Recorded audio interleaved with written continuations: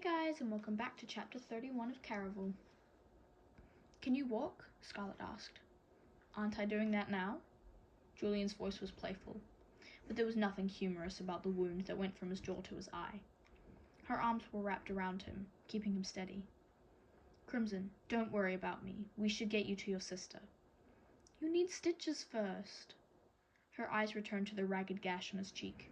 It would scar, and while it did not make him any less handsome, it did make her ill to remember how fragile he'd appeared when he'd tumbled out of the wardrobe.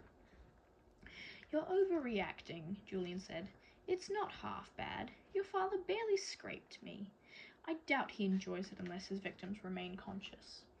But you were passed out in the closet. I've recovered. I'm a quick healer. Julian pulled away from her as if to prove it when they reached the bottom floor. Light snuck in through the cracks around the doors, illuminating candles growing inside sconces, prepared for another treacherous night. On the floor, a small group of dedicated participants slept huddled together, waiting for evening to fall and the doors to unlock. I still think we should find a way to bandage it up, Scarlet whispered.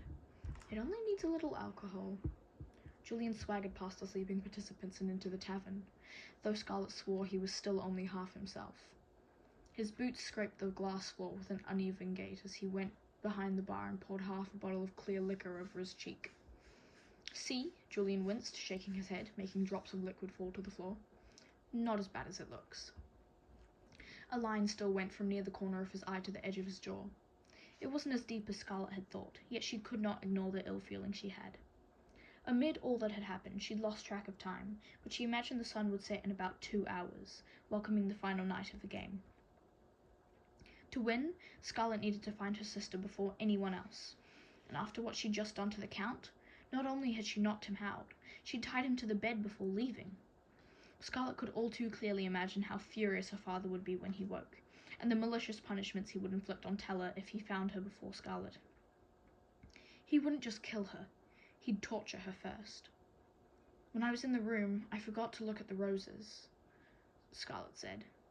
Julian took a swig of the bottle before putting it away. You're the one who said they were all over Caraval, meaning it would be impossible to figure out which roses were actually clues. There were probably hundreds of roses she'd never seen as well. The first clue she'd received had said, and number 5 requires a leap of faith. But Scarlet had no idea how that connected to the flowers. Too many roses, and not enough time. Crimson, don't fall apart on me now. Scarlet looked up and Julian was in front of her, drawing her close before she could say the words, I'm not. Though she imagined if Julian were to release her, she would. Fall to the floor, then fall through it. Fall and fall. He kissed her, parting her lips with his own until all she could taste or think about was him. He tasted like midnight and wind, and shades of rich brown and light blue, colors that made her feel safe and guarded. It's going to be all right, Julian murmured, and he pressed his lips to her forehead. Now she was tumbling for altogether different reasons, sinking into a feeling of security that she'd never known before. As Julian's lips stayed pressed to her temple, his arms wrapped around her as if he wanted to protect her, not possess her or control her. He wouldn't let her crumble.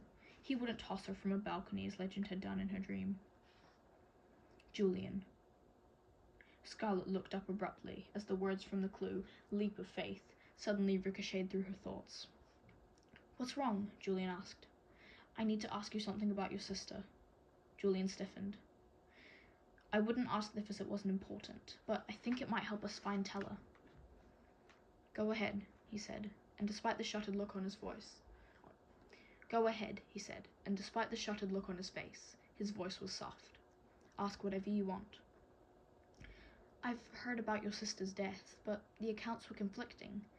Could you tell me how she actually died? Julian took a deep breath. Obviously, the subject made him uncomfortable, but he said, After Legend rejected her, Rosa leaped from a balcony to her death.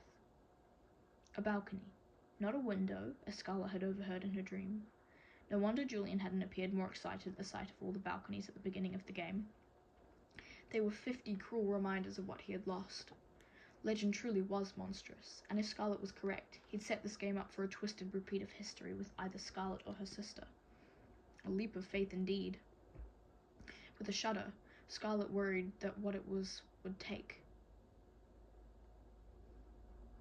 With a shudder, Scarlet worried that was what it would take, that she would have to jump off a balcony to save her sister. She kept this suspicion herself as she told Julian of her dream involving Legend in the balcony. I think we need to search the balconies to find our last clue. Julian ripped a hand through his hair. There are dozens of them, all with different entrances. I don't see how this is a better plan. Then we should start searching now. Expecting an argument, Scarlet went on. I know going out during daylight is against the rules, but I don't think Legend really abides by rules. The innkeeper said that if we didn't make it in before daybreak after the first night, we didn't get to play, but she didn't mention the rest of the nights. Scarlet lowered her voice, just in case some of the people over in the hall were actually awake. All the doors are locked so people think they can't get out, but we can leave using the tunnels.